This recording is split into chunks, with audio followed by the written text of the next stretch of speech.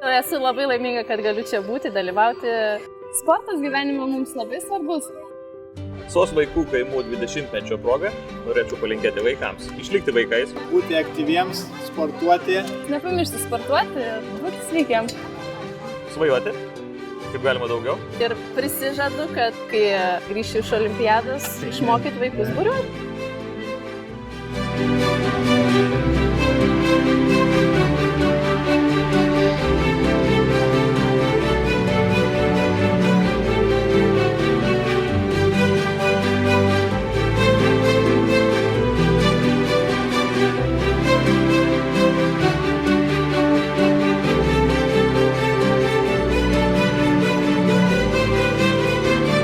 Kad vaikystė būtų amžina ir tokia graži ir aišku, Lada sportiška.